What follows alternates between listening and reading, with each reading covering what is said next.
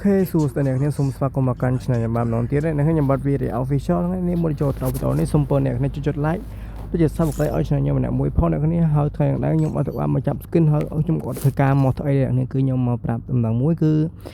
អ្នកនាងបើសិនជា Channel ខ្ញុំបានចំនួន700 Subscribe ពេលណាខ្ញុំនឹងចែក VIP អាពទី2អ្នកនាងអត់ VIP ខ្ញុំចែកឲ្យចំនួន2នាក់ឲ្យទៅអាទុយខ្ញុំចែកឲ្យចំនួន1នាក់អ្នកនេះគឺ VIP នេះអាធំខ្ញុំអត់ទាន់ចែកទេអ្នកធំទៅតែ Channel ខ្ញុំបានចំនួន 1K Subscriber ទៅអ្នកនេះតែគាត់ចែកច្រើននេះចំនួនធំនេះចែកបានតែមួយទេនេះសម្រាប់ឥឡូវនេះគឺខ្ញុំចែកតូតនេះចំនួន3អ្នក3នាក់អញ្ចឹងអ្នកសូមអ្នកគ្នានឹងយក20ទៅឲ្យខ្ញុំផងដោយសារតែមួយថ្ងៃខ្ញុំបានធ្វើវីដេអូទៅអ្នកគ្នាទៅធ្វើពីអីអញ្ចឹងអ្នកគ្នាគឺណាគឺខ្ញុំមកប្រាប់តែម្ដងទៅខ្ញុំនឹងមកចែក VIP ខ្ញុំបានទៅសេហើយអ្នកខ្ញុំនឹងចែក VIP ចំនួន3នាក់អ្នកគ្នាតែអបច្ចៈថាមួយណាអ្នកលើខ្ញុំអបច្ចៈគឺទី2ចំនួន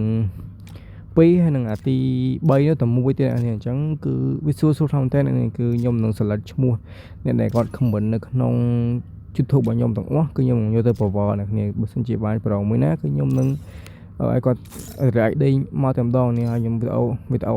បើសិនជាបាន700 subscriber ខ្ញុំបញ្ចេញវីដេអូម្ដងទៀតគឺវីដេអូអ្នកឆ្នះតែម្ដងអ្នកគ្នា